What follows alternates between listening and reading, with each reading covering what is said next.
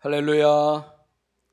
10월 첫 주일 예배에 오신 성도들을 주님의 이름으로 사랑하고 환영하고 또 축복합니다. 성도의 삶은 평생 그리스도를 배우는 삶입니다. 학교는 졸업장이 있지만 교회는 졸업장이 없고 성도는 천국 가는 그날까지 평생 학습자입니다. 그래서 예수님을 배우되 처음부터 바르게 잘 배워야 합니다. 그렇지 않으면 단추 하나 잘못 채운 옷처럼 계속해서 어긋나게 잘못 배우게 되는 것입니다. 그러니까 같은 교회를 다니는데도 다른 하나님을 믿게 되고 다른 예수님을 믿는 것 같은 그런 생각이 들 때가 많게 되는 것입니다. 그리스도에 대한 간접적이고 지적인 배움에 그치지 않고 인격적이고 직접적인 배움으로 연결해 가는 것이 참 중요합니다. 그래야 삶의 변화가 일어나고 믿음이 자꾸 성장하게 되고 열매까지 연결이 되는 것입니다. 오늘 우리가 읽은 본문 에베소 4장 21절에서 24절은 예수님을 제대로 배우기 위해서 추구해야 될 성도의 삶이 있다. 지난 시간에는 청산해야 될 이방인의 삶이 있다라고 알려주셨는데 이제는 그 이방인의 삶을 청산하고 이제는 한평생 추구해야만 하는 그런 성도의 삶이 있다라고 우리에게 알려줍니다. 그래서 오늘도 본문을 한번 자세히 읽어보고 중요한 단어들도 살펴보고 표현들도 살펴보고 또 우리에게 주시는 교훈을 받으려고 합니다. 먼저 오늘 본문을 자세히 읽으면 명령이 등장하죠. 옛사람을 벗고 새사람을 입으라 하는 이 명령이 강력하게 등장합니다. 본문에는 옷을 벗고 입는 내용이 핵심이에요. 이 말씀은 당시의 문화를 알아야 더욱더 실감나게 성경이 이해가 됩니다. 예를 들면 한국 문화를 모르면 한국 적응이 많이 힘들지 않겠어요? 한국 문화를 모르면 한국 사회와 그 현상을 이해하는데 어려움을 겪지 않겠습니까? 외국인들이 한글 배우면서 길에서 간판 읽다가 가장 당황스러운 것이 할머니 뼈 해장국이에요. 그리고 너무 이해가 안 되는 게 집집마다 거리마다 폭탄 세일이라는 거예요. 그러면 이 문화를 모르면 단어만 놓고 보면 어불성설이거나 아니면 무섭기까지 하죠. 선교와 교과서마다 빠지지 않고 등장하는 이 문화에 관한 중요한 교훈이 있는데요. 아프리카 자이레에서 실제로 일어난 일입니다. 미국 선교사가 아프리카 자이레에 가서 큰 사역의 열매를 거두었어요. 그래서 이 아프리카 원주민들이 수천 명이 교회에 나오고 아이들도 막 바글바글하고 아주 큰 사역을 감당했습니다. 그런데 어느 날 갑자기 주일날 그 수천 명의 성도들이 아이들이 단 한 명도 교회에 안 나오는 일이 발생했습니다. 한두 명이 시험 들거나 몇 명이 삐치거나 몇 명이 서로 싸워서 몇 명이 빠질 수는 있어도 어떻게 그 많은 수천 명의 성도들이 단 한 명도 교회에 안 나온단 말입니까? 선교사가 당황스러웠어요. 그래서 그 마을의 원로 추장에게 가서 물었습니다. 그러니까 그 마을의 원로가 선교사님, 당신 정녕 그 이유를 모른단 말이요. 그러니까 이 미국 선교사가 도무지 모르겠다고, 도대체 왜 이런 일이 발생했냐고. 그러니까 이 자이레의 이 원로 부장이, 이 추장이 이 설명하는 내용이 너무 충격적인 거예요. 당신이 우리 부족에 왔을 때 당신은 당신네들이 즐겨 먹는 캔을 가지고 오지 않았어. 그 캔에 복숭아가 그려져 있으면 그 안에는 복숭아가 들어 있었고, 그 캔에 딸기가 그려져 있으면 그 안에는 딸기가 있었고, 그 캔에 치킨이 그려져 있으면 그 안에는 치킨이 있었고, 돼지가 그려져 있었으면 돼지가 있었고, 소가 그려졌으면 소가 있었어. 그런데 어느 날 당신 아이에게 갓난 아기 그림이 새겨진 캔을 꺼내서 먹였어.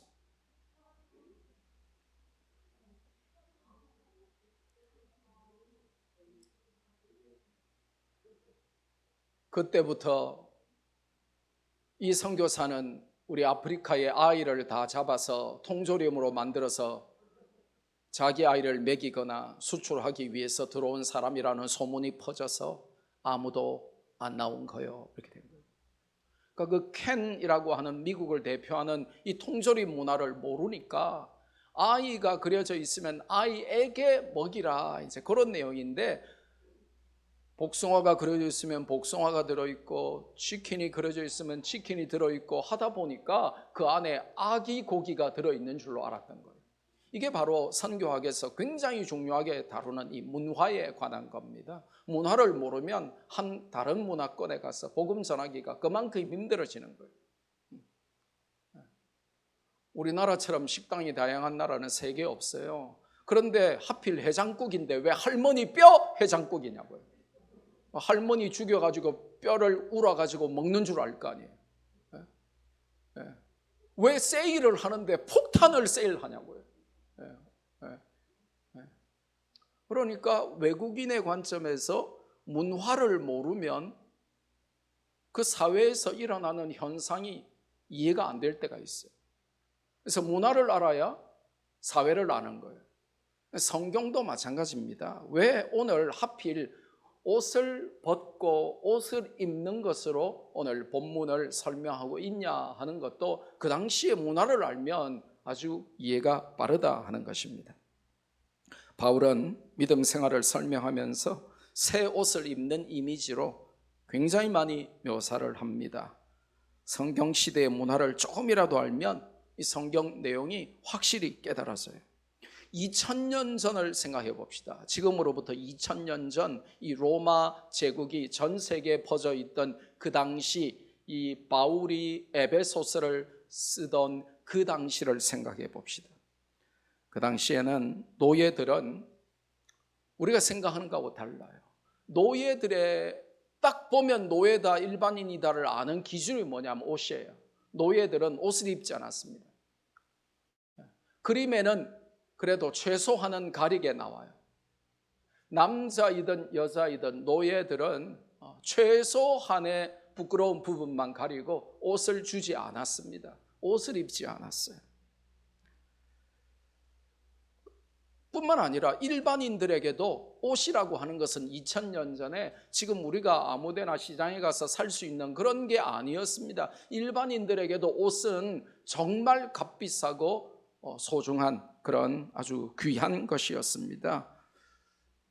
2000년 전을 생각해 봅시다. 비포장 도로입니다. 도로 전체가 먼지 투성입니다. 거리는 오물로 넘쳐났습니다. 비누도 없었습니다. 세탁기도 없었습니다. 그래서 깨끗한 옷이나 새 옷은 구경도 잘못하는 시대였습니다.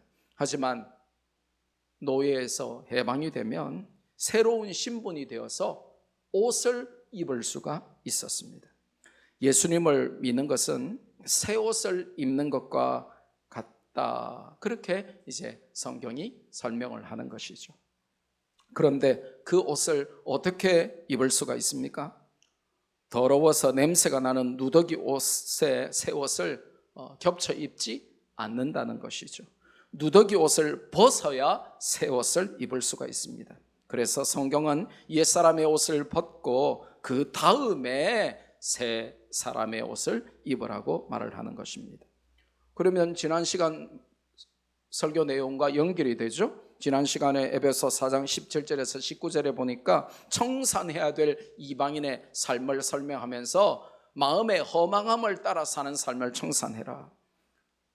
그래서 그 마음의 허망함을 채우기 위해서 하나님 아닌 다른 것으로 자꾸 뭘 대신하려고 하고 하나님 아닌 다른 것으로 마음의 허전함을 채우려고 하는 그 이방인의 그런 삶을 청산해라. 그렇게 말씀해 주셨죠. 그리고 하나님의 생명에서 떠나 있는 삶을 청산해라. 생명이라고 하는 것은 하나님께로부터 나오는 것인데 생명과 멀어지고 오히려 사망과 가까이 있는 그런 삶을 청산해라.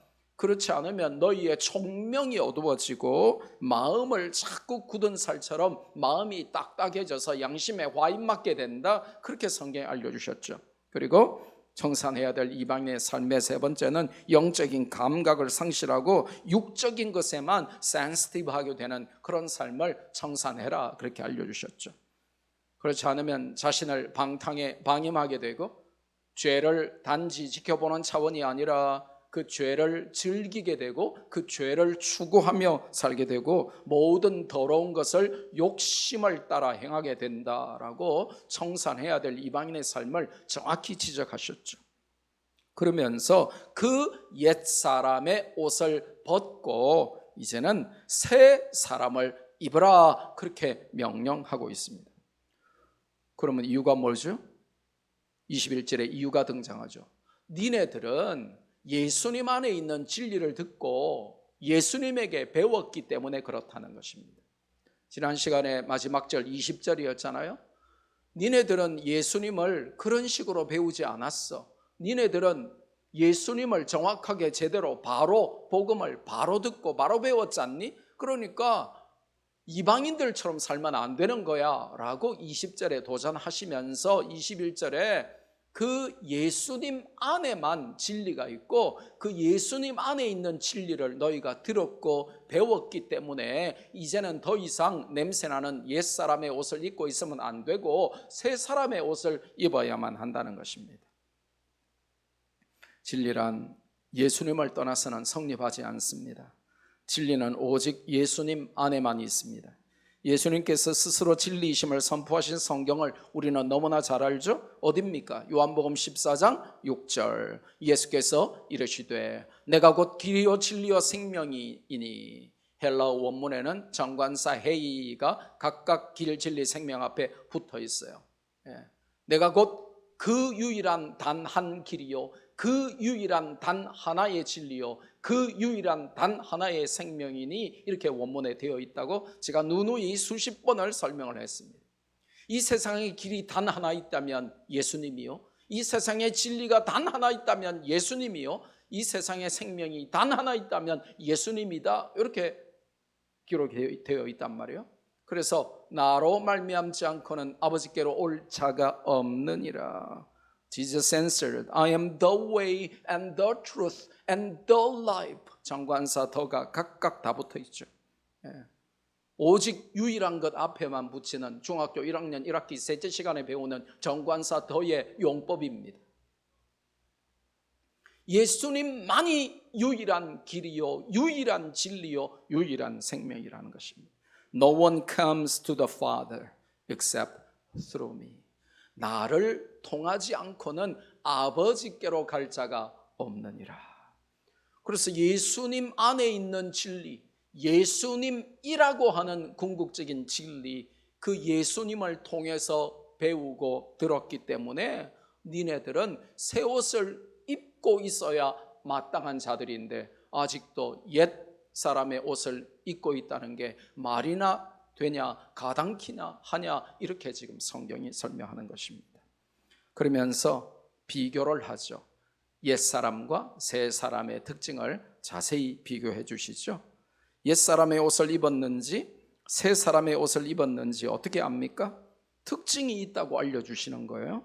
삶을 보면 그 사람이 숨길 수 없다는 거예요. 그 사람의 삶을 보면 옛 사람의 옷을 입고 있는지 새 사람의 옷을 입고 있는지 답이 나온다는 것입니다. 그 생각과 말과 행동을 보면 어떤 옷을 입고 있는지 다 나온다는 것입니다.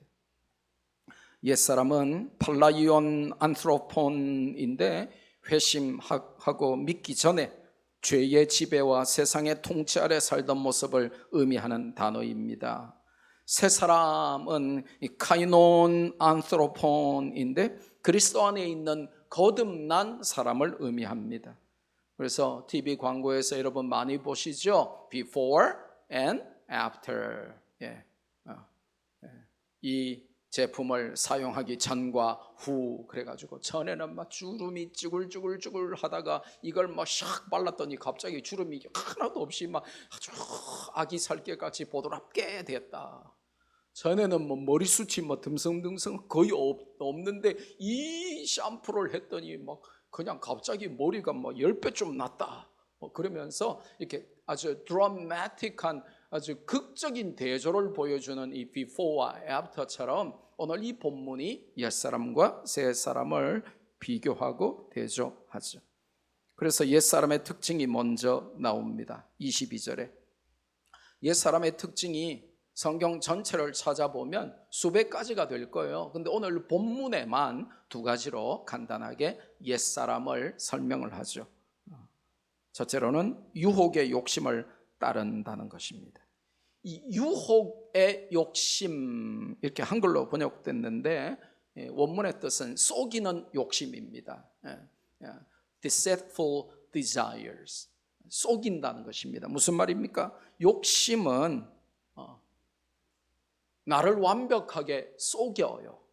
그러니까 여러분이 욕심에 속아서 살면 안 된다는 것입니다. 남과 비교해서 그 욕심 때문에 속고, 자존심을 충동하기 때문에 거기에 속고, 또 과시욕을 자극받아서 거기에 속고, 그래서 자꾸 욕심이 나를 속이는데 그 욕심에 속아서 살면 안 된다는 것입니다. 이 옛사람은 욕심에 잘 속는데요. 남 볼 때마다 자꾸 비교의식이 드는 사람은 아직도 옛사람의 옷을 입고 있는 거예요. 남과 나를 비교할 필요가 없습니다.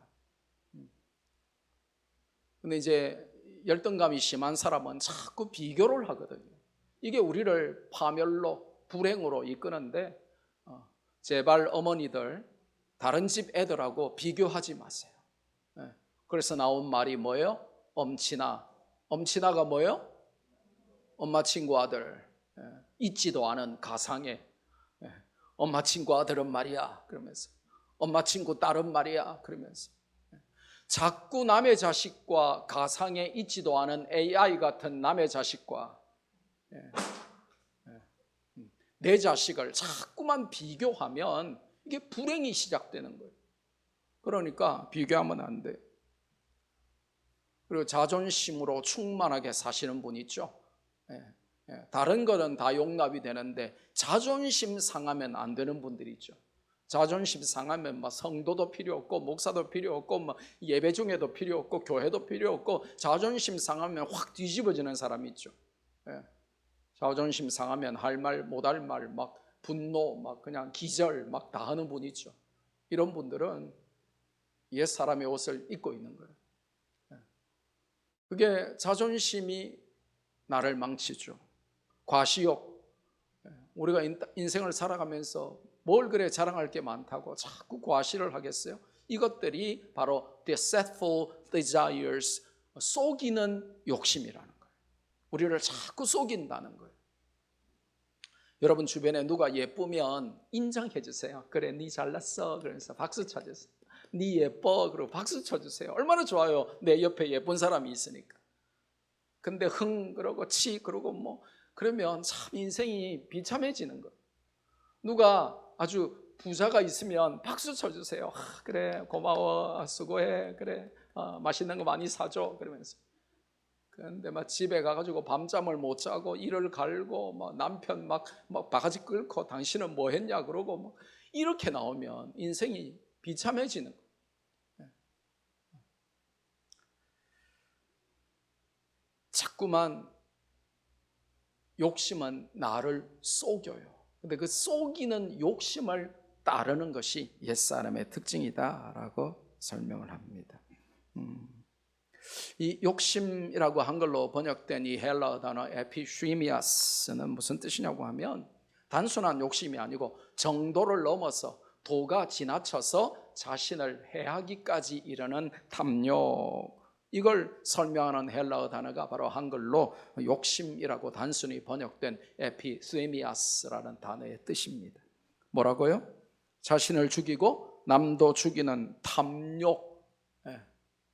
그래서 지나치게 돈 걱정하면서 돈을 많이 가지려고 하고 사기를 치든지 땅을 팔든지 사든지 뭐 아파트 막 투기를 하든지 어떻게 했었든지 주식을 투자하든지 뭐 어떻게 했었든지 수고하지 않고 땀 흘리지 않고 일확천금을 누려가지고 세상 사람들하고 똑같은 가치관으로 돈 많고 부자로 그냥 떵떵거리고 그렇게 살고 싶은 마음, 여러분들도 그렇잖아요. 예, 아파트 몇 채나 있으면 좋겠고 막 갑자기 한 3배, 5배 올랐으니까 그런 아파트가 몇 채나 있으면 좋겠고, 예, 30대가 퇴직금으로 50억과 100억을 받았다니까 나도 지금 50억, 100억 이렇게 어디 누가 좀 안 주나 이렇게 싶고 말이죠. 예, 대장동 개발해가지고 1조 남겼다니까 우리 동네는 그런 데가 없나 그러고는 막 땅 찾아보러 다니고 막 그러면서. 그러니까 이 욕심이 나를 파멸로 이끌고 남도 파멸로 이끄는데 그걸 모르도록 속여서 이게 뭐 별것 아닌 것처럼 세상도 다 그렇게 하고 남들도 다 그렇게 하고 이 세상이 그렇게 돌아가는데 뭐 하고 안심하고 방심하도록 그 유혹은 나를 죽이면서도 괜찮다고 나를 속인다는 거예요. 그걸 따라 살면 미안하지만 아직도 썩은 누더기 옷을 걸치고 냄새 풀풀 나는 벗어 던져야 할 그 악취나는 옷을 끝까지 고집하며 입고 있다는 것이죠. 자신을 죽이고 남도 죽이는 탐욕, 그걸로 사는 사람들이 세상에 너무나 많습니다. 그 옷을 벗어 던져라, 그렇게 성경이 말씀하시는 거죠. 뿐만 아니라 옛사람의 두 번째 특징은 뭐예요? 썩어져 가는 구습을 따른다는 것입니다. 구습은 뭡니까? 옛날 습관이죠. 근데 옛날 습관은 뭐예요? 점점 썩어져 간다는 것입니다. 이 썩는다 하는 헬라어 단어를 분석해 보니까 현재 수동태 분사예요. 이게 뭐냐 하면 3가지 중요한 의미를 줍니다. 그러니까 계속 진행된다는 거예요. 그리고 미래의 결과가 확실하다는 거예요. 그리고 내가 그 결과를 바꿀 수 없다는 거예요. 자, 우리 집에 썩은 사과가 하나 있습니다. 그러면 제가 그 썩은 사과를 다시 신선하게 만들 수 있습니까? 이미 썩어버렸는데. 그리고 이미 반 이상 썩었는데 그거 일주일 더 있으면 어떻게 될까요? 다 썩어버리겠죠. 결과가 확실한 것입니다. 그리고 계속 부패가 진행되는 것입니다. 이게 이제 한글로 그냥 단순하게 썩는다 이렇게 번역을 했지만 이 헬라어라고 하는 신약 성경이 쓰인 이 그릭은요 아주 크리스탈 클리어한 굉장히 이렇게 뭐가 분명한 언어거든요. 그러니까 용법을 이렇게 살펴보면 이게 말씀하시려고 하는 왜 신약 성경을 헬라어로 기록했는지 정말 감탄사가 나올 만큼 이렇게 메시지가 분명해져요. 계속 썩어갈 거야. 그냥 한번 썩고 마는 게 아니라 계속 썩어갈 거야. 그리고 썩은 다음에 그 결과가 확실할 거야. 그리고 너는 그걸 멈출 수가 없어. 이걸 한글로 그냥 썩어져 가는 이렇게만 번역했지만 원문이 말하려고 하는 건 그 이상이다 이 말입니다. 회복 불가능한 상태로 계속 썩어간다. 그걸 설명하려고 하는 단어입니다. 구습이라고 하는 것은 옛 행실이죠. 옛 습관이죠. 구원받기 전에 우리가 늘 하던 생각, 우리가 늘 하던 말, 구원받기 전에 우리가 늘 하던 행동입니다. 아나스트로펜인데요. 이게 무슨 말이냐고 하면 그냥 한 곳에만 머물러 있는 거예요. 이미 구원받았는데 하나님의 자녀가 됐는데 구원받기 전에 있던 장소에 계속해서 머물러서 움직일 생각을 안 한다 그 말입니다. 옛날 습관에서 벗어날 생각을 안 하는 거예요. 구원받아서 교회를 다니고 교회를 수십 년을 다니고 설교를 그렇게 많이 듣고 그렇게 하나님의 은혜를 많이 입었는데 술 하나 못 끊는 거예요. 그걸 못 끊으면 줄이기라도 해야지. 옛날 성격 잘 못 버리는 거예요. 분노하고 화내고 열받고 기절하고 막 충돌하고 싸우고 줄이기라도 해야지. 이렇게 움직이지 않고 변하지 않고 옛날에 머물던 그 자리에서 조금도 변하지 않는 상태라고 하는 단어를 한글로 그냥 구습 이렇게만 적어놨는데 안타깝긴 하죠. 왜냐하면 헬라어를 다 번역하려면 의역을 많이 해야 돼요. 뭐냐, 이 하나의 함축된 의미가 엄청 많은 언어예요. 그러니까 자꾸 의역을 해야 되니까 그냥 가장 가까운 단어를 가지고 직역을 하다 보니까 성경이 함축하고 있는 중요한 메시지를 많이 놓치게 돼요. 그렇지만 이 성경을 원어로 이렇게 보면 말씀하시려고 하는 인텐션, 의도가 분명해지는 것입니다. 그렇게 썩어져 가는 구습을 따르는 것이 옛사람의 특징이다라고 알려주죠. 그러면서 동시에 벗어버리고 입어야 되는 이제 새 사람, 이 새 사람의 특징을 24절에서 또 우리에게 알려주죠. 역시 두 가지가 나옵니다.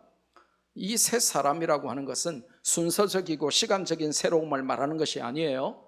옛사람과는 완전히 다른 속성과 특징을 가진 질적으로 다른 사람이라는 뜻입니다. 퀄리티가 다르다는 거예요.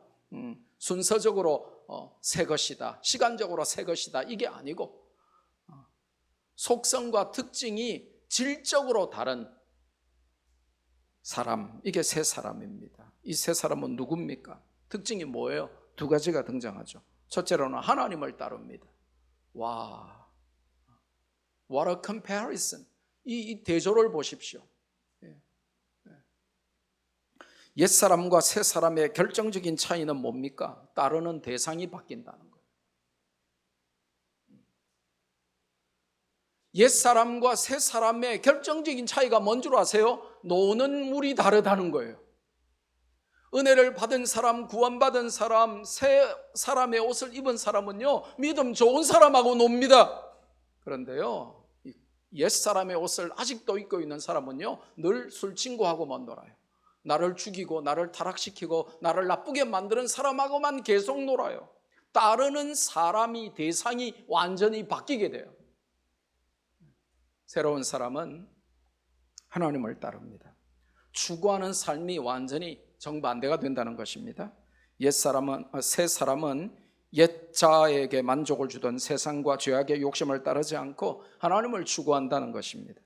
단순히 따라만 가는 수동적인 삶이 아니라 하나님을 구하고 하나님께 순종하는 적극적 신앙으로 나아간다는 것을 의미합니다.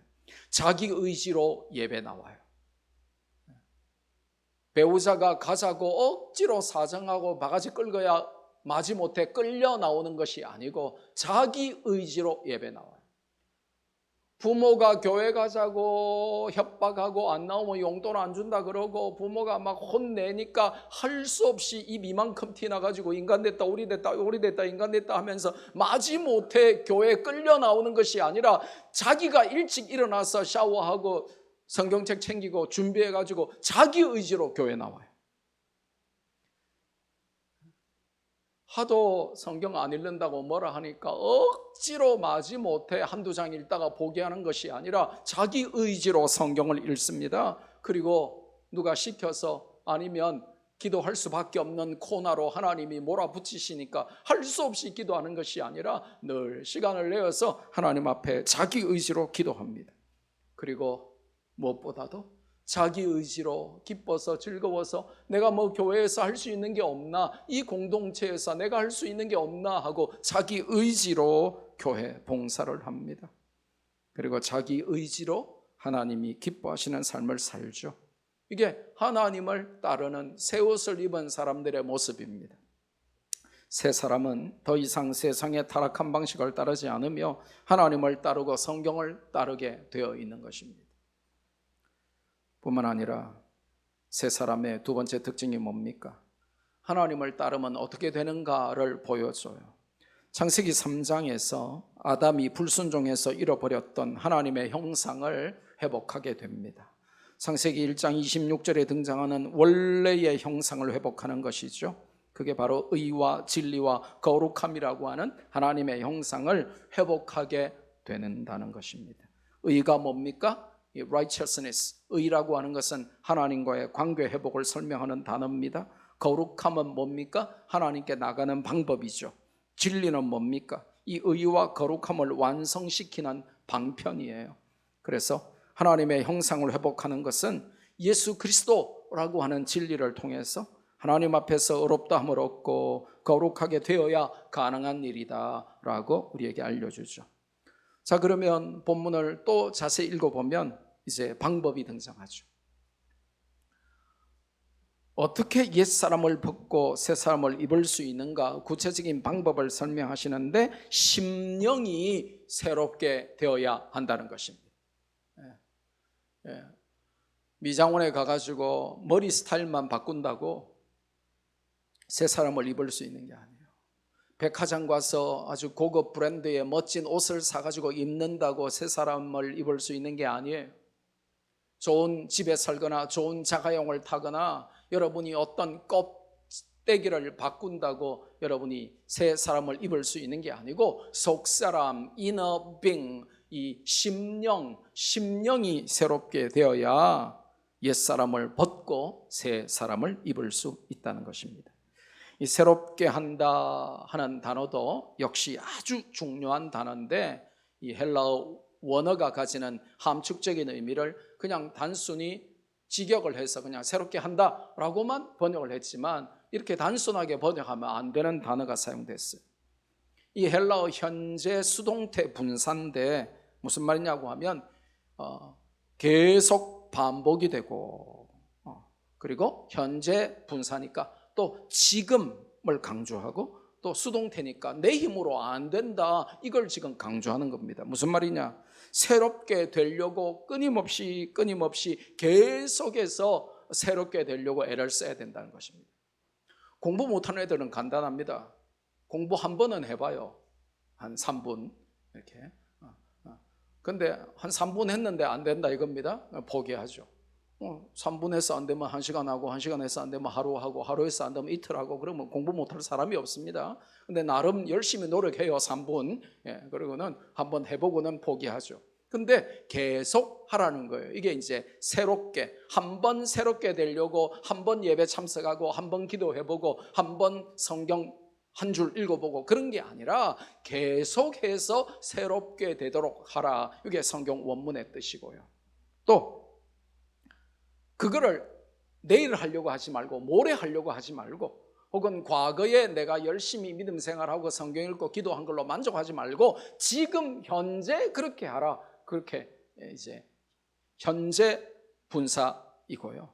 또 내 힘으로 안 되기 때문에 성령님의 도우심을 갈망하면서 새롭게 되려고 애를 써라. 이게 요 한 단어 안에 단어가 써 있는 거예요. 그러면 궁금해야 되겠죠. 심령이 새롭게 된다는 게 도대체 무슨 말인가? 정의가 본문에 등장해요.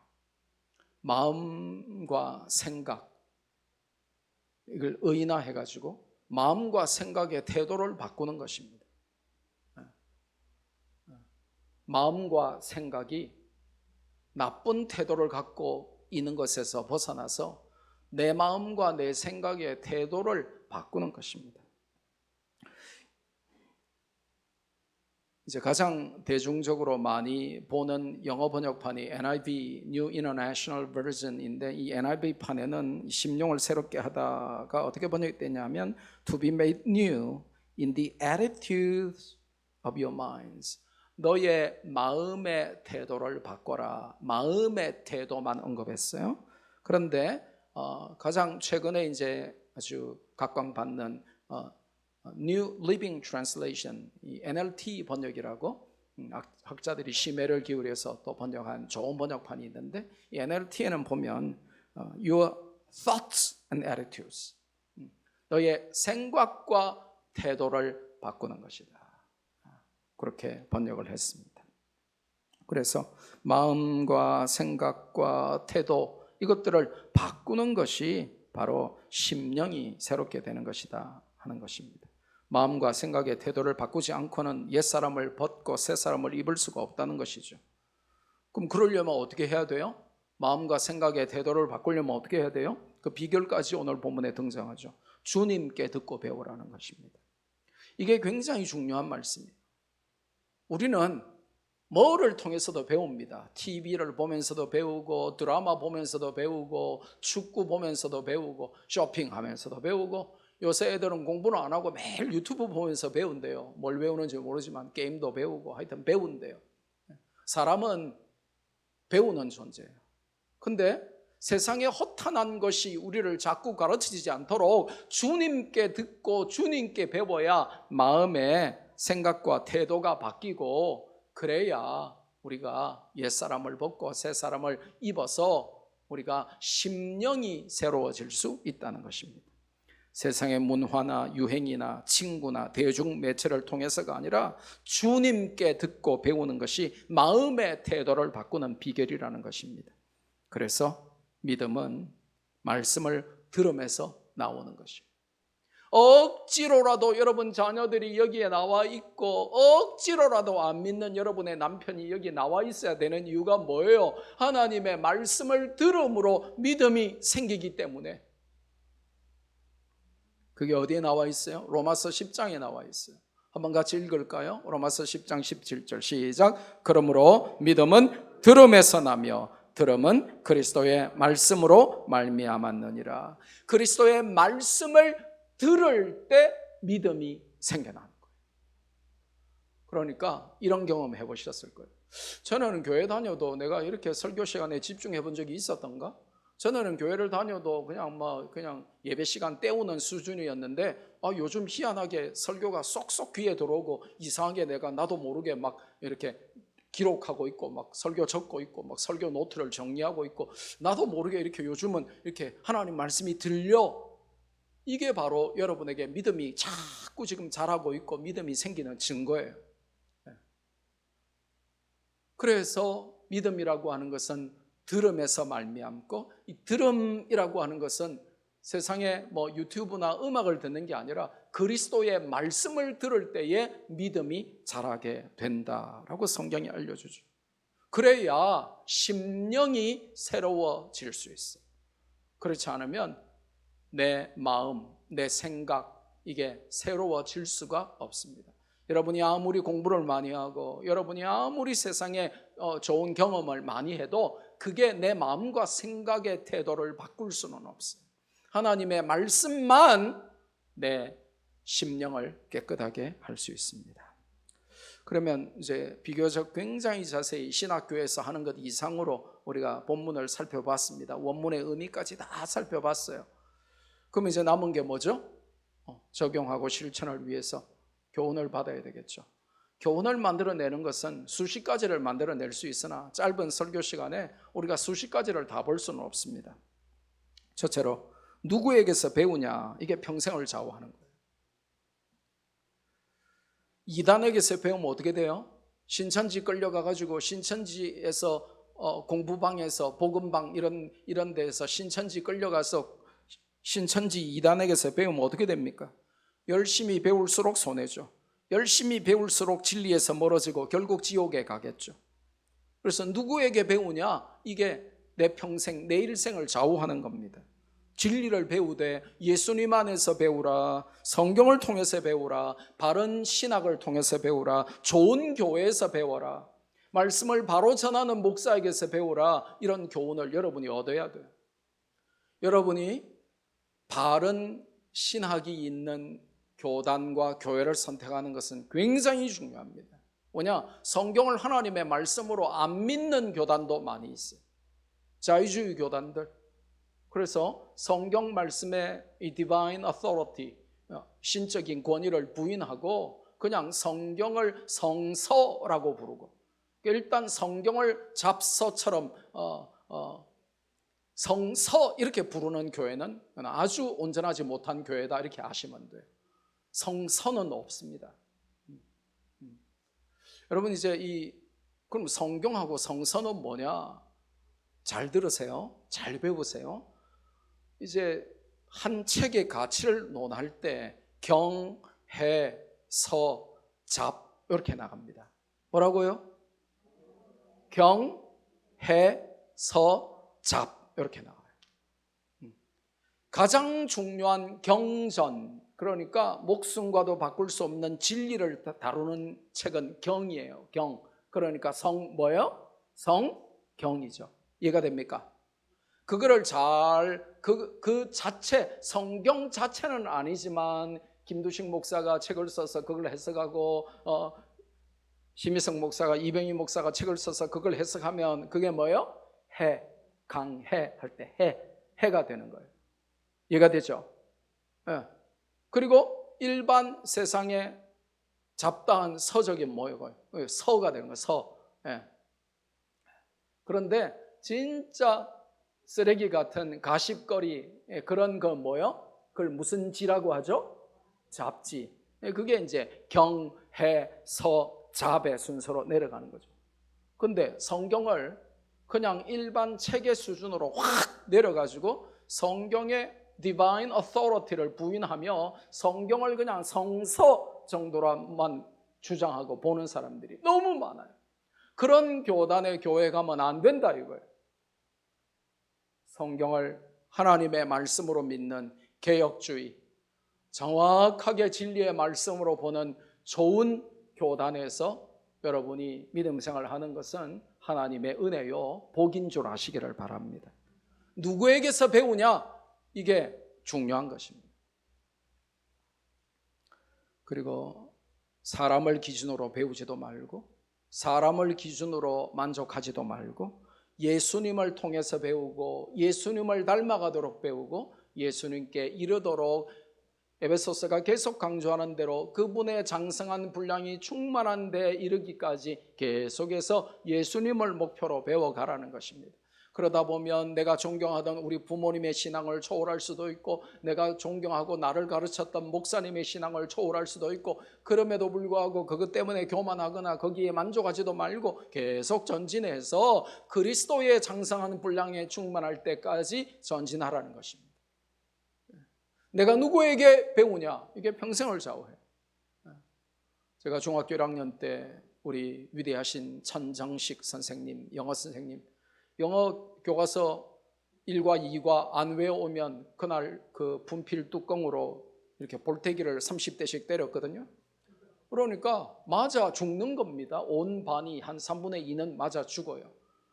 근데 그 안 맞아 죽기 위하여 그 극한 두려움에서 고통에서 살아남기 위하여 계속 영어 교과서를 다 외워버렸더니 어느 순간부터 영어가 보이고 영어가 들리고 영어가 말이 나오고 영어가 다 이해돼 버리더라고요.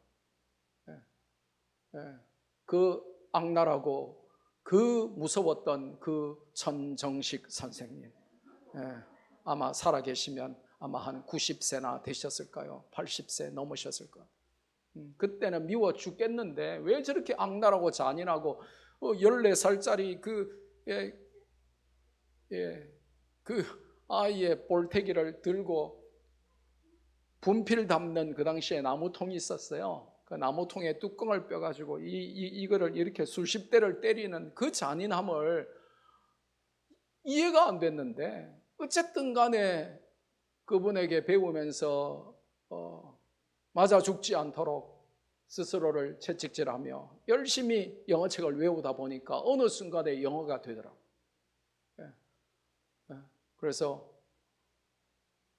좀 철들면서부터 그 선생님을 감사하게 됐어요.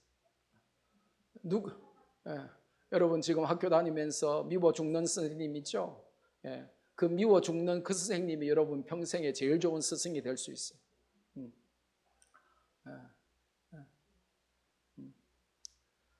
그러니까 누구에게서 공부를 배우냐, 누구에게서 축구를 배우냐, 누구에게서 뭘 배우냐 이게 중요하듯이 내 신앙 이게 누구에게서 배우냐 중요한데 너희가 그리스도 안에 있는 진리를 통하여 배웠다. 그 진리를 바르게 전하는 교단, 그 진리를 바른 신학으로 증거하는 교회, 그 진리를 바르게 선포하려고 하는 목사에게서 신앙을 배워야 된다. 이게 참 중요한 거예요. 그러니까 여러분 자식들 서울로 보내든지 유학을 보내든지 여러분이 어디 이사를 가서 교회를 정할 때 아무 교회나 가면 된다 안 된다? 그냥 안 된다. 절대 안 된다. 절대 안 돼요. 네 아래에서 가라 이러면 된다 안 된다? 엄마 아빠가 가보고 목사님 프로필 보고 어느 신학교 졸업했는지 이게 어느 교단인지까지 다 조사해요. 신학이 중요한 겁니다. 하나님 말씀 안 믿는 목사들이 너무 많아요. 두 번째로 아직도 내 안에 남아서 나를 죽이는 옛사람의 습성이 무엇인지 파악하고 그걸 버리도록 결단하지 않으면 오늘 설교 들으나 마나라는 것입니다. 늘 여러분은 변명하죠. 내 안에 내가 아직도 너무나 많아 이러면서 유행가 가사 말하면서 아직도 내가 벗기를 거부하고 집착하는 누더기 옷이 무엇인지 파악하고 언제까지 그 냄새나는 썩은 옷을 멋지다고 착각하면서 입고 있을 것인지 결단하라고 성경이 우리에게 도전합니다.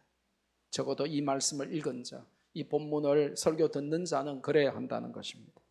하나님을 따르지 못하게 만들고 마음을 새롭게 결단하지 못하게 만드는 세상 삶의 방식을 지금까지 살아왔던 나를 속였던 그 욕심에 근거한 세상의 삶의 방식을 단호하게 거절하고 배격하고 멀리하라 그렇게 도전하시죠. 세 번째로 본문을 통해서 우리가 적용하고 실천해야 되는 교훈은 내가 추구하는 것이 내가 입은 옷을 보여준다 하는 것입니다. 내가 교회 오래 다니고 모태신앙이고 뭐 몇십 년 믿었고 내가 직분이 이렇고 하기 때문에 사람들을 속일 수 있을 것 같아도 내가 추구하는 것을 보면 내가 어떤 옷을 입고 있는지 다 드러난다는 것입니다. 속일 수가 없다는 것입니다. 하나님 아닌 다른 것들을 열심히 추구하며 산다면 나는 아직도 냄새나는 옛사람의 옷을 입고 사는 것입니다. 자존심을 추구하고 혹은 아니면 세상 사람들이 자랑하는 것들을 추구하고 과시욕에 사로잡혀 있고 계속해서 끊임없이 비교하고 이렇게 살아가는 걸 보면 이 사람이 옛사람의 옷을 아직도 입고 있는지 새 사람의 옷을 입고 있는지 드러난다는 것입니다. 나는 그리스도를 추구하고 따라가는 삶인가? 아니면 세상에 썩어질 구습을 따라 살아가는 삶을 살고 있는가? 다 표시난다는 것입니다. 그러니까 내가 뭘 추구하는지, 내가 추구하는 게 뭔지, 내가 막 갈구하면서 내가 진정 원하는 게 뭔지 한번 적어보세요. 근데 거기에 계속해서 막 눈이 돌아가면서 돈 하면서 막 이렇게 살아가면 하나님하고 너무 거리가 멀게 돼요. 제가 가끔씩 여러분 시험에 들 줄 알면서도 주식 같은 거 하지 마라 하는 이유가 뭔 줄 아세요?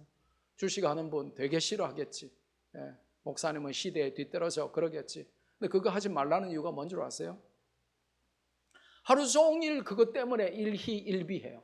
올라가면 히히 하다가 그거 떨어지면 엉엉 울고 미친 사람처럼 이 플럭추에이션이 너무 심한 거예요. 올라갔다 내려갔다. 그 주식 조금 오르면 막 세상 다 얻은 것 같고 주식 조금 내리면 막 그냥 자살하려고 하고 이렇게 그거 하나에 조금 오르고 내리고에 따라서 우리의 삶이 달라지면 그게 나를 좌우하게 되잖아요. 그렇게 살지 말란 말이에요. 야, 이게 집값이 더 오르기 전에 뭐 집을 몇 채 사야 되겠다 하면서 부동산이 최고의 투자라더라 그러면서 집 하나 있는데 2개 있는데 자꾸 3개, 4개, 5개 이렇게 찾아다니지 말란 말이에요. 세상 사는 사람들처럼 내가 지금 계속 그게 내 인생의 목표가 되고 내가 그걸 추구하고 살아간다면 그게 내가 무슨 옷을 입고 있는지 다 보여주는 결정적인 증거라는 것입니다. 마지막 4번째로 그래서 내 마음의 생각과 태도를 어떻게 새롭게 할 것인가 오늘 고민해야 된다는 것이죠. 이번 수요일부터 우리가 심령 부흥회를 합니다. 옛날에는 부흥회라고 안 하고 전부 무조건 심령 부흥회라고 했어요. 왜요? 내 심령이 부흥해야 돼요. 영혼이 잘 되어야 범사가 잘 되고 강건하는 복이 따라오게 돼 있어요. 근데 영혼은 내리막길이고 영혼은 지옥으로 달려가고 영혼은 아주 영적으로 바짝 말라 다 죽어가면서 돈만 잘 벌고 세상에서 성공하고 그렇게 하면 그거 성경적이지 않다는 거예요. 영혼이 잘 되고 범사가 잘 되고 강건할 수 있도록 그렇게 이번 부흥회부터 제발 핑계대지 말고 4번 할 거 하도 코로나라고 하도 그래가지고 2번만 하는데, 그것도 월수 하던 거를 어차피 오는 수요 예배에 2번 하는데, 제발 여러분의 심령을 새롭게 하기 위하여 핑계 좀 그만 대고 하나님 일에 제일 한번 바빠 보세요. 수요일 날 저녁에 내가 꼭 내 심령을 새롭게 해야 되겠다, 와서 하나님 말씀을 듣고 내가 변화받아야 되겠다, 이런 마음으로 여러분이 부흥에 꼭 참석하세요. 제가 한 번도 실천 안 했지만 이번 부흥회 때 출석 부를 수도 있어요. 설마 우리 목사님이 부르겠나? 부를 수 있어요. 학생들은 몰라도 재직은 부를 거예요. 교회가 한마음이 되어서 천국 잔치를 열어놓는데 내가 잔치의 주인인데 나부터 안 온다? 아들 결혼식에 안 가는 아버지 엄마하고 똑같은 거 아니에요? 그래서 이번 부흥회는 심령 부흥회로 여러분이 받으시고 심령이 새롭게 되는 그런 전환점을 만드는 그런 부흥회 될 수 있기를 주님의 이름으로 축복합니다.